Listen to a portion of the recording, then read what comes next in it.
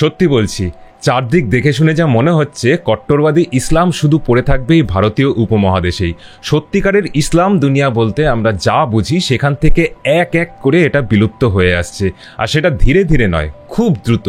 টিউনিশিয়ার মতো উত্তর আফ্রিকার মুসলিম প্রধান দেশের সরকারি অফিসে, স্কুল কলেজে হিজাব, বোরখা সব নিষিদ্ধ করে দেওয়া হয়েছে। Tunisia's Prime Minister Youssef Chiahet has banned full face veils in public institutions in Kosovo, আজারবাইজানের মতো পশ্চিম এশিয়ার মুসলিম দেশেও তাই। টিউনিশিয়া তো ইসলামকে আর স্টেট রিলিজিয়ান বলেই মানছে না।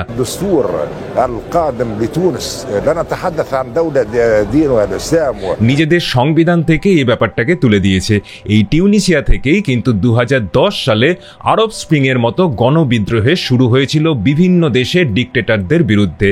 আজকের দিনে দাঁড়িয়ে টিউনিশিয়া কিন্তু প্রগতিশীলতাকে প্রাধান্য দিচ্ছে, কিন্তু এই ব্যাপারে সবচেয়ে বেশি এগিয়ে গেছে উজবেকিস্তান, কিরগিজিস্তান, কাজাখস্তান, তুর্কমেনিস্তান আর তাজিকিস্তান, এই 5টা মধ্য এশিয়ার দেশগুলো। এই অঞ্চলের ফরগনা থেকেই একদিন মুঘলরা মানে বাবর আর তার সৈন্যবাহিনী আফগানিস্তান, পাকিস্তান পেরিয়ে ভারতে এসেছিল। তারপর সারা ভারতের বুকে ঘটে চলা 1.5-2 শতকের নারকীয় ইতিহাস আমরা সবাই জানি। বাবার হলো আবার জ্বর, সারিল ঔষধে, এটা আমরা মুখস্থ করেছি, কারণ ভারতের ইতিহাস মানেই হলো মুঘলদের গৌরবান্বিত ইতিহাস। কিন্তু সত্যি হলো বাবরদের আগমনে যে কট্টরবাদের জ্বর ভারতের বুকে ছেয়ে গেল, তাকে সারানোর ঔষধের খোঁজ আজও চলছে, এখনো পাওয়া যায়নি। বাবরের পূর্বপুরুষ তৈমুল্লং এসেছিল এই অঞ্চলেরই সমরখন্দ থেকে, আর ভারতের বুকে লুটপাট, গণহত্যা ইত্যাদি চালিয়েছিল, সেটা আমরা সবাই জানি। ইসলামকে হাতিয়ার করে যেই মুঘলরা একদিন ভারতের বুকে ধ্বংসলীলা চালিয়েছিল, সেই মুঘলদের জন্মস্থানেই কিন্তু আজ ইসলাম ব্রাত্য। এইসব দেশে শুধু সরকারি অফিস বা স্কুল কলেজ নয়, সমস্ত জায়গা থেকে হিজাব, বোরখার উপর নিষেধাজ্ঞা জারি করা হয়েছে। Who are wearing hijab, who are covered, were called to a big hall.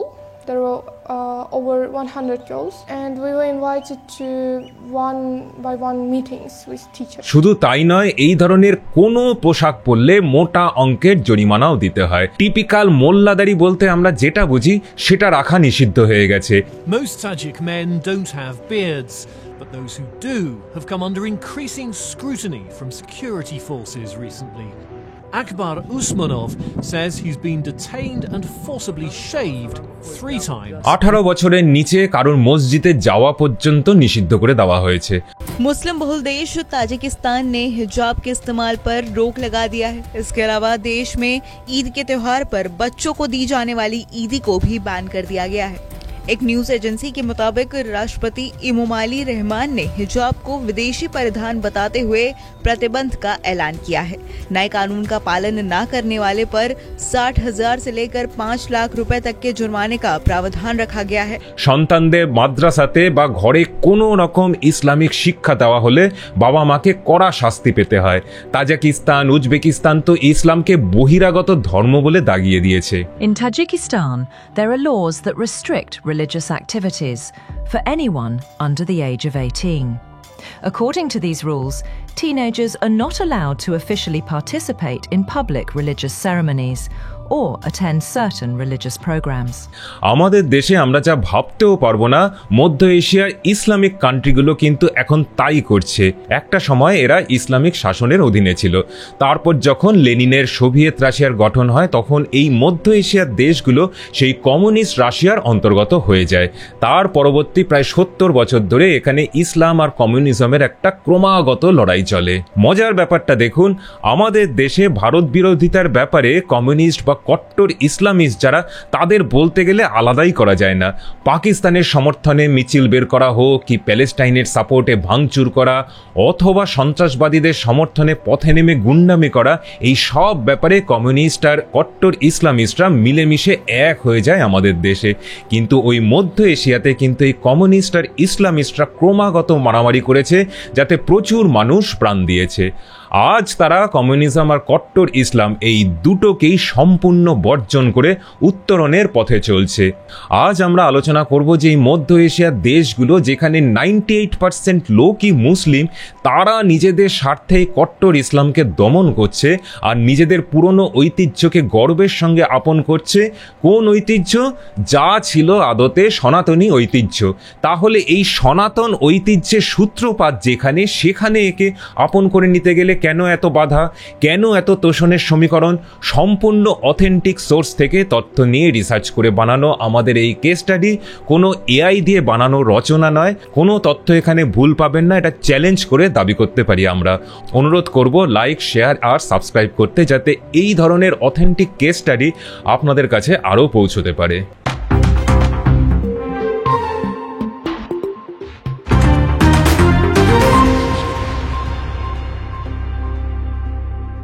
বাবরের জন্মস্থান হলো ফরঘনা আর তার পূর্বপুরুষ তৈমুরের জন্মস্থান হলো সমরখন্দ। দুটোই হলো আজকের দিনের উজবেকিস্তানে। মানে আক্ষরিক অর্থে এই মুঘলরা ছিল যাকে বলে একদম বংশগতভাবে উজবুক, যাদের এই বামপন্থী ঐতিহাসিকরা এত মাথাতে তুলে রেখেছে এতদিন ধরে। এই ম্যাপটাতে দেখাচ্ছি দেখুন, ফরঘনা আর সমরখন্দ উজবেকিস্তানের এই দুটো জায়গায় তাজিকিস্তানের সীমানা সংলগ্ন।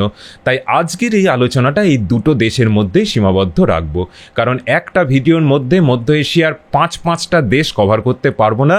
কিন্তু এই দুটো দেশ যদি কভার করি তাহলে পুরো জায়গাটার ব্যাপারে একটা সম্যক ধারণা আপনাদের হয়ে যাবে, কারণ এদের ইতিহাসটা বলতে গেলে একদম এক। এই ব্যাপারে ইউএসের কমিশন অন ইন্টারন্যাশনাল রিলিজিয়াস ফ্রিডমের একটা ডিটেল আর্টিকেল ডেসক্রিপশনে দিয়ে দিয়েছি। তার থেকে বুঝতে পারবেন যে এই যে মধ্য এশিয়ার 5টা মুসলিম প্রধান দেশ, তারা আজ বলতে গেলে দুনিয়ার সবচেয়ে ইসলাম বিদ্বেষী দেশ হয়ে উঠেছে। বাকি ইন্দোনেশিয়া বলুন কি আরব দুনিয়া আজ কিভাবে ইসলামকে বর্জন করছে তার উপরে কেস স্টাডি আমরা আগেই রিলিজ করেছি। কিন্তু এই দেশগুলোতে ইসলামকে বর্জন করা হলো, সেরকমভাবে দমন করা হচ্ছে না যেরকমভাবে এই মধ্য এশিয়ার 5টা দেশে হচ্ছে। উদাহরণস্বরূপ বলি, আজকের দিনে এই উজবেকিস্তানের কি হাল। এখানে রাজধানী তাশখন্ডে ওই টিপিক্যাল মোল্লাদারি যাকে বলে সেটা নিয়ে ঘুরে বেড়ালে কি করা হচ্ছে তাদের? প্রথমে কর্তৃপক্ষ ডেকে পাঠাচ্ছে, নরমে গরমে বোঝানো হচ্ছে এই দাড়ি না রাখার জন্য। এরপরেও কেউ যদি ওই মোল্লা দাড়ি রাখে তাহলে একদম ঘাড় ধরে দাড়ি কামিয়ে দেওয়া হচ্ছে। বোরখা, হিজাব সব কিছুর ওপর নিষেধাজ্ঞা। কিছুদিন আগে বোরখার উপর নিষেধাজ্ঞার উপর যদিও কিছুটা ছাড় দেওয়া হয়েছে, কিন্তু দেশের সরকারের উদ্দেশ্যটা কিন্তু একদম পরিষ্কার, ইসলাম এখানে ব্রাত্য। নতুন আইনে মোট 1250টা বিভিন্ন ধরনের জরিমানার নিদান দেওয়া হয়েছে ইসলামিক ধর্মীয় আচার অনুষ্ঠানের ওপর। বলতে গেলে প্রায় সব ধরনের ইসলামিক অর্গানাইজেশনকে একদম ব্যান করে দেওয়া হয়েছে। এখানে সরকার মনে করে যে দেশের স্বার্থে কোনো কম্প্রোমাইজ নয়, যে কোনো ধরনের ইসলামিক অর্গানাইজেশনকে গুড়িয়ে দেওয়ার বা দরকারে মৌলানা মৌলবীদের ধরে জেলে পুরে দেওয়া যেতে পারে, এটাই ওদের সরকার মনে করে। রিলিজিয়াস ফ্রিডম এই অজুহাতে কোনো রকম দেশ বিরোধী কাজ এরা সমর্থন করে না। আমাদের দেশে তো দেখা যায় ছোট ছোট বাচ্চাদেরকে কিভাবে মসজিদে নিয়ে গিয়ে দেশের বিরুদ্ধে বিষ ঢোকানো হয় তাদের মাথাতে, কিন্তু উজবেকিস্তানে 18 বছরের নিচে মসজিদে যাওয়াই একদম বেআইনি করে দেওয়া হয়েছে। আর অ্যাডাল্টদের জন্য মসজিদে যাওয়াকে রীতিমতো নিরুৎসাহিত করা হয়। মানে মসজিদে যাওয়াকে বলতে গেলে মদ্যপানের মতো খারাপ চোখে দেখা হয়। 18 বছরের নিচে মদ্যপান যেরকম নিষেধ, আর তার চেয়ে বড় বয়সীদের জন্য মদ্যপানের ক্ষতিকর প্রভাবের কথা জানিয়ে বিধিসম্মত সতর্কতা জারি করা হয়, তেমনি ইসলামের ক্ষতিকর প্রভাব সম্বন্ধে সবাইকে অবহিত করানো হয় এই সমস্ত দেশগুলোতে। পাশের দেশ তাজিকিস্তানের হাল তো জানলে আপনার চোখ একদম কপালে উঠে যাবে। ঈদ, রমজান ইত্যাদিকে বহিরাগত সংস্কৃতি বলে দাগিয়ে দেওয়া হয়েছে। বাচ্চাদের কোনো রকম ইসলামিক আচার অনুষ্ঠান পালন করার উপরে নিষেধাজ্ঞা আরোপ করা হয়েছে। ধরা পড়লে বাবা মাদের শাস্তির বিধানও দেওয়া হয়েছে। আমাদের এখানে তো আমরা যাকে খুব জোর গলাতে বঙ্গবন্ধু বলি, সেই শেখ মুজিবরের নাম পর্যন্ত বাংলাতে নয়, আরবিক ভাষাতে।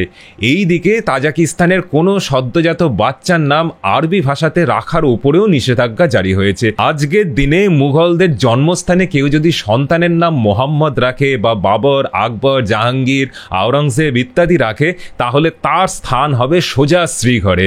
আর এদিকে আমরা তাদের নামে জায়গার নাম রাখছি।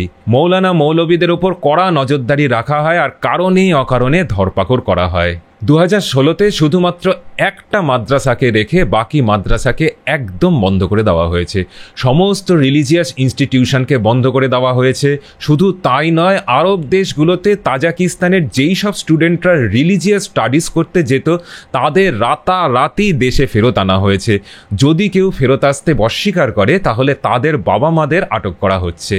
এদিকে আমাদের দেশ থেকে বহু মুসলিম যুবক বিদেশে গিয়ে সন্ত্রাসবাদী সংগঠনে যোগ দিচ্ছে, কিন্তু আমরা কি তাদের পরিবারের গায়ে হাত দেওয়ার কথা ভাবতে পর্যন্ত পারি?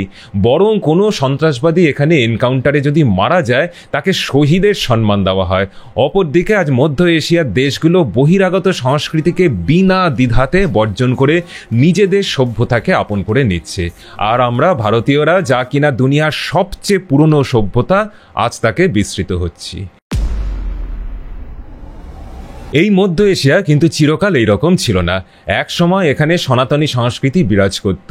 আবার সেই মধ্য এশিয়া থেকেই হাজার হাজার যুবক একদিন আইএসআইএস এর মতো সন্ত্রাসবাদী সংগঠনে যোগদান করত। উজবেকিস্তান থেকে সবচেয়ে বেশি সংখ্যক লোক যোগদান করেছিল আইএসআইএস এ। অপরদিকে 2024-এ মস্কোর একটা কনসার্টে সন্ত্রাসবাদী হামলা চালিয়েছিল এই তাজিকিস্তান থেকে আইএসআইএস যোগদান করা এক যুবক। তাজিকিস্তানের পুলিশ বাহিনীর মাথা কর্নেল কালিমভ নিজেই আইএসআইএস যোগদান করেছিল, যেটা সেই দেশের সরকারের একটা বিশাল ব্যর্থতা বলে ধরা হয়।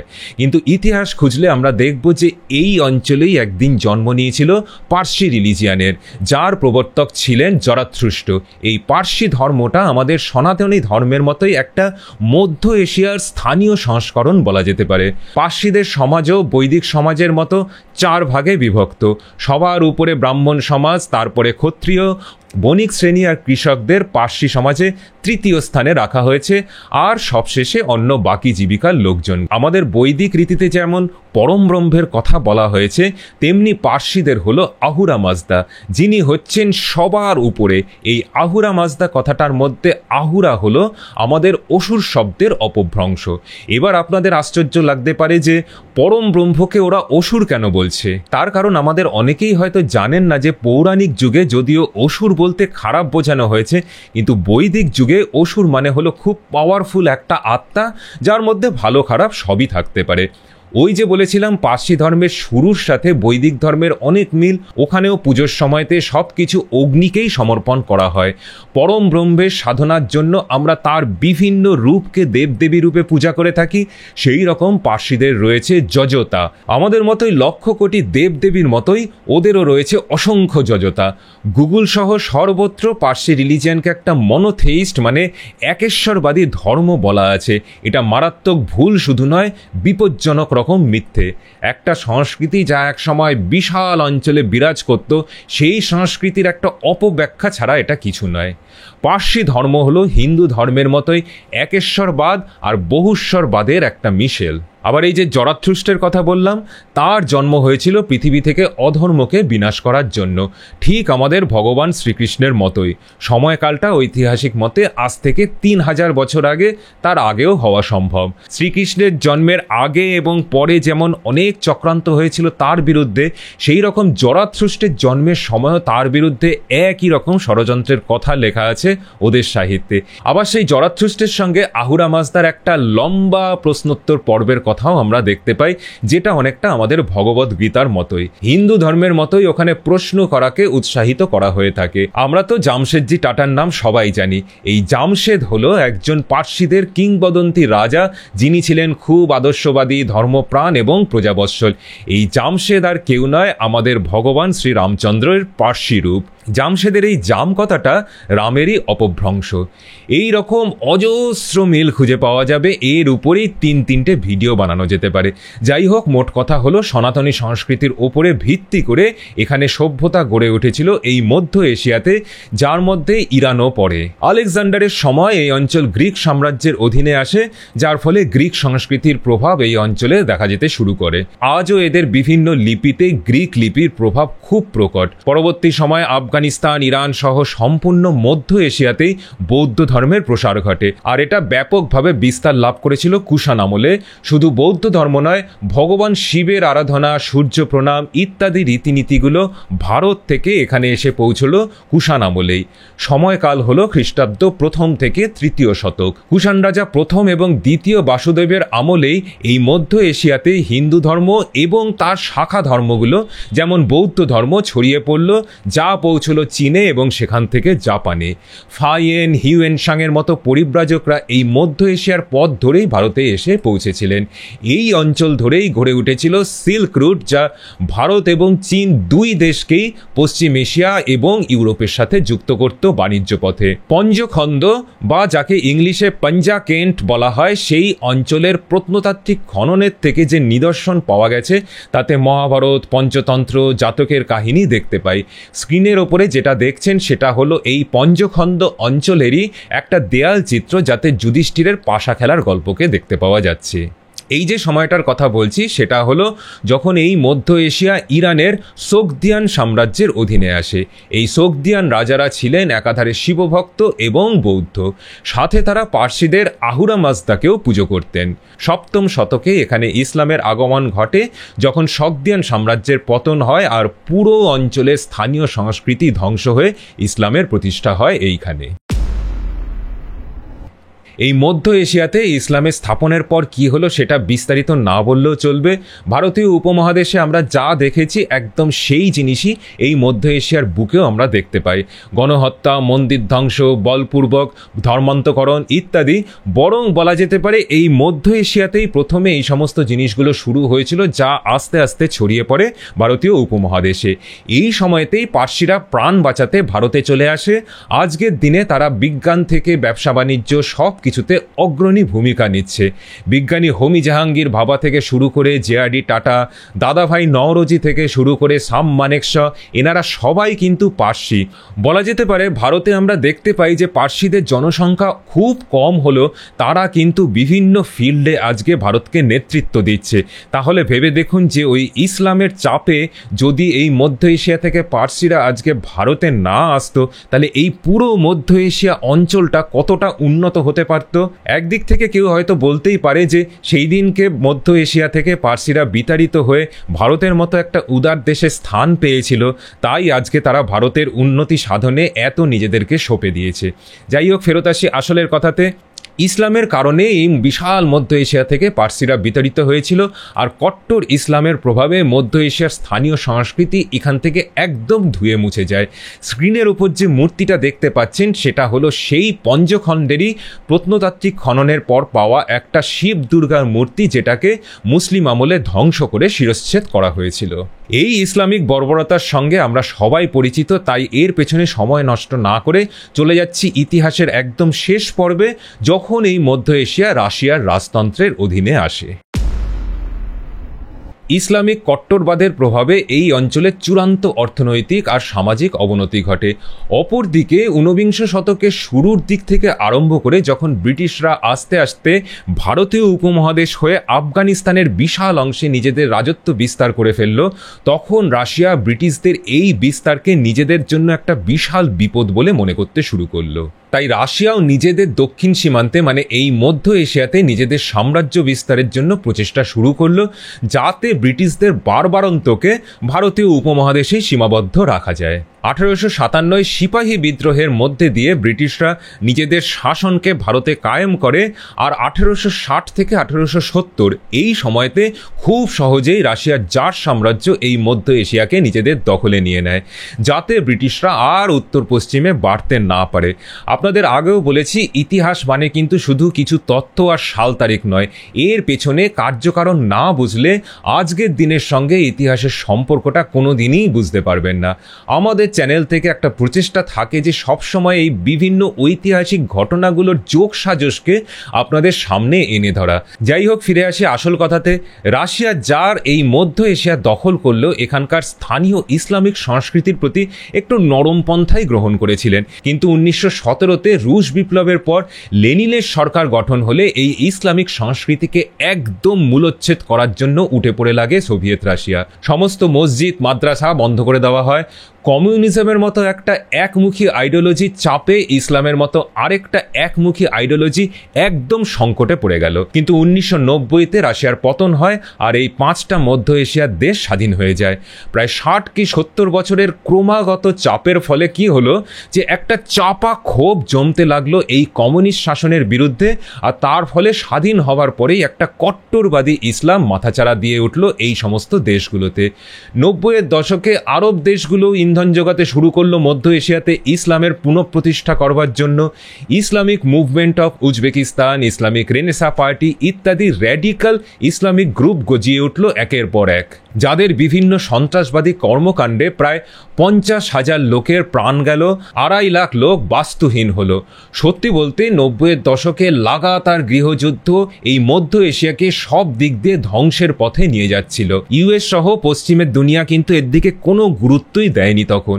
পার্শ্ববর্তী আফগানিস্তানেও তখন তালিবানরা মাথাচাড়া দিয়ে উঠেছিল। পটভূমিকার বদল হলো 9/11-এর পর। ইউএস বুঝলো যে আফগানিস্তানের তালিবানদের শুধু ধ্বংস করলেই হবে না, এই সন্ত্রাসবাদের বীজ পুরো এলাকা থেকেই নির্মূল করতে হলে এই মধ্য এশিয়ার দেশগুলোর সরকারকেও সাহায্য করতে হবে সন্ত্রাসবাদ ধ্বংসে। আন্তর্জাতিক দুনিয়াকে যখন এই সরকারগুলো পাশে পেয়ে গেল, তখন তারা এই কট্টর ইসলামকে নির্মূল করতে খুব জোরদারভাবে উদ্যোগী হয়ে উঠল। মে 13, 2005-এ উজবেক সরকার একটা মুসলিম জনসভাতে নির্বিচারে গুলি চালায়। সরকারি তথ্য অনুযায়ী সেখানে 700 লোকের মৃত্যু হয়, কিন্তু আসল সংখ্যাটা আরো বেশি বলেই মনে করা হয়। একদিকে যেমন রেডিক্যাল ইসলামকে ধ্বংস করা হলো, তার পাশে আধুনিক শিক্ষার ওপরও জোর দেওয়া হলো এই সময়ে। যেই অর্থনীতি একদম পুরো ধ্বংসের পথে চলে গিয়েছিল, সেই অর্থনীতির উন্নতির সাধনের উপর জোর দেওয়া শুরু হলো।